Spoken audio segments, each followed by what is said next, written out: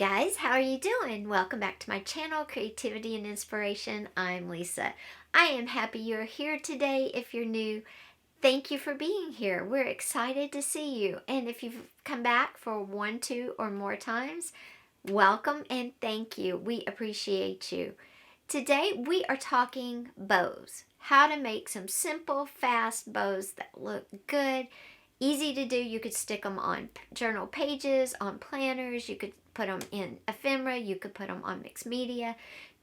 And you can make them all sizes. You can make them tiny or you can make them bigger. It's up to you and what you can do. And remember, it's all about creativity and inspiration. So let's get into these bows. I'll show you some I've made, then I'll tear them apart and show you how I did it. And like I said, they're all super simple. Okay, I picked a bunch of different types of ribbon and textures. This is a bow made from fabric, and I wanted to show you that you can use fabric as well as ribbon. How cute is that? And this is like the edge of the fabric. Okay, so there's one bow. This is a bow from what I call fancy ribbon. As you can tell, it's got flowers, it's see-through, it's got little decoration on the edges, and this is really a frou-frou bow. It's perfect for spring. I absolutely adore this. It's a little hard to work with, so I wanted to make a bow with this to show you that even materials that are stiff or don't want to bend real well can make bows. Okay, so there's another one. Then I layered some seam binding together and made this multi-layer bow. And when you put it down on the paper, you'll make sure that all the layers are out like that. How cool is that? Now this bow only has one tail, so you would cut that off. This bow is all about the loops, okay? The multiple loops. You would span them out, fringe them out, whatever, to make them really pop on your page or on your tag.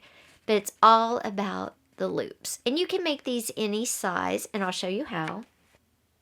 Now this is another multi-looped bow, but we used a different bow in the center to create like a leaf if you want to give a flower effect.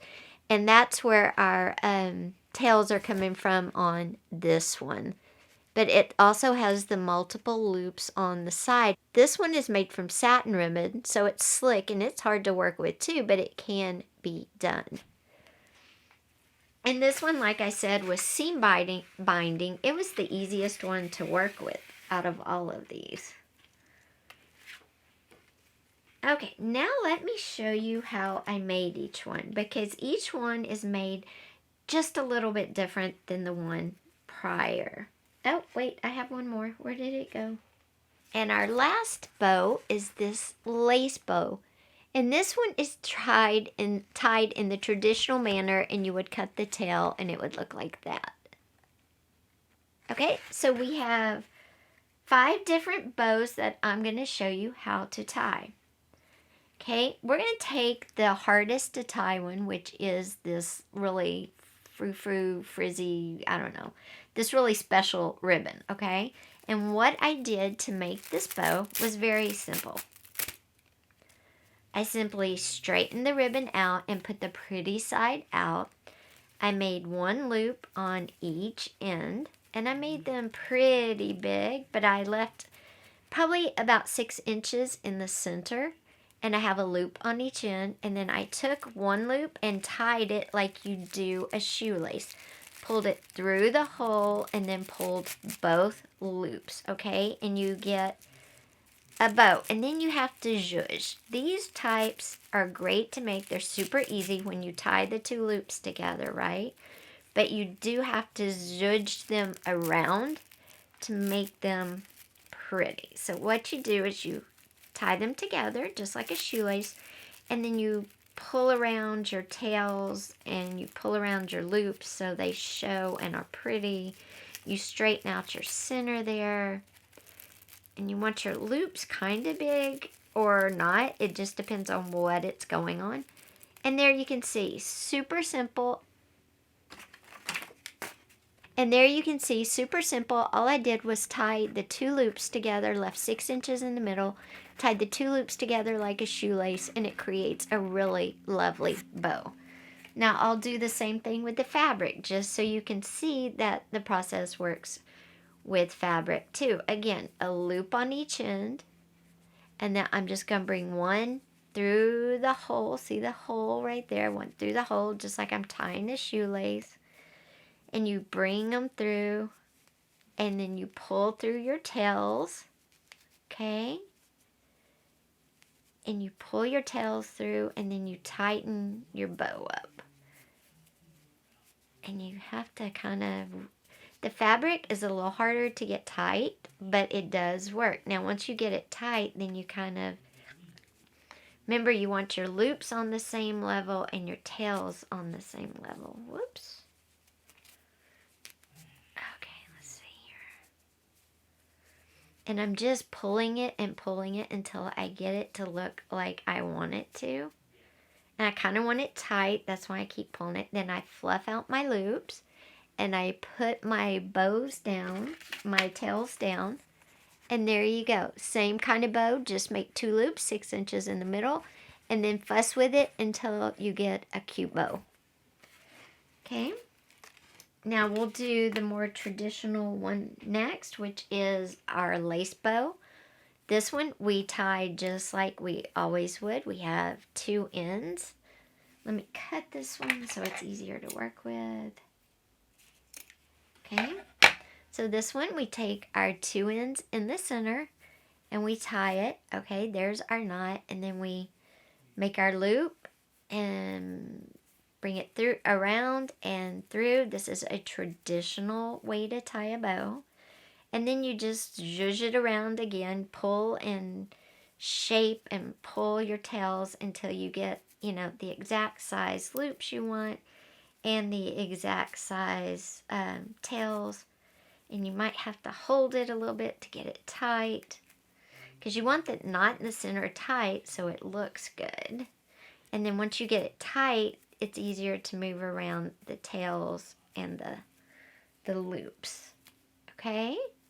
So I got it tight in the center. Now I'm just playing with my loops.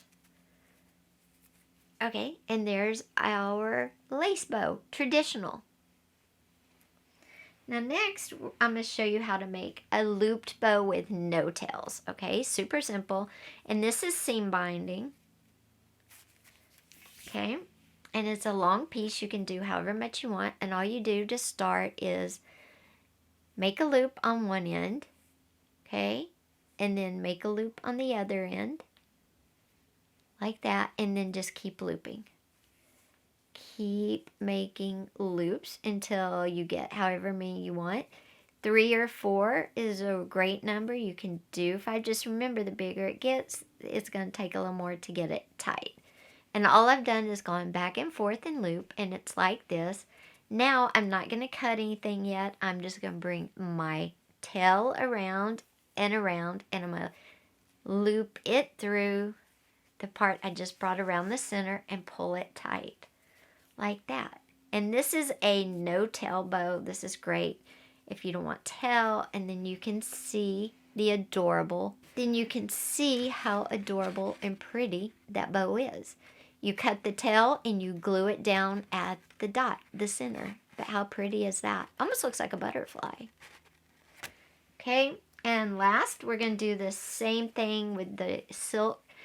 For the satin ribbon, we're going to do the same thing. We're going to loop it around, but instead of tying the center with the same piece of satin, I'm going to bring in an opposite color, a complementary color. So I'm going to take this green off because I want it to look like leaves. I want the yellow to look like my flower. Okay, and let me trim this off a bit.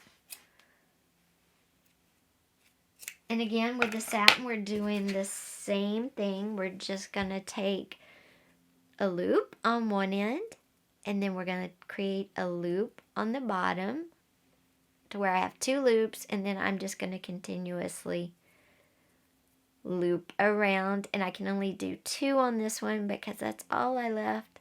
And then you're going to put the last piece kind of behind there.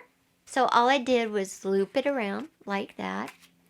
I'm going to make sure this piece is in there. Then I'm going to bring in my extra color of ribbon, and again it kind of matches, and I'm going to bring it around twice, and then I'm just going to tie like a normal shoestring tie. You have to hold it in the center though, because it will slip. Okay, so I'm just going to tie it. But loop it twice before you tie it. That'll help you hold it. And then once you get it tied, just kind of pull your tails around, and then you'll trim your tails so they look good and not all too long. If you wanted to make the center thicker, you could loop it again with some green or whatever color. Make sure your tails are down, and there is your other loop bow, but with tails and a contrasting color. Okay guys, I hope you enjoyed those bows. They're simple to make, but they can zhuzh up or make anything look special. Like I said, tags, pages, bookmarks, planners, paper clips, anything you can think of, they'll make look special. And those are the easiest ones to make, but they have really a high-end look. You can get a look at all the bows at the end of this video. Thanks. Don't forget to hit that subscribe button and that little bell. Come back soon.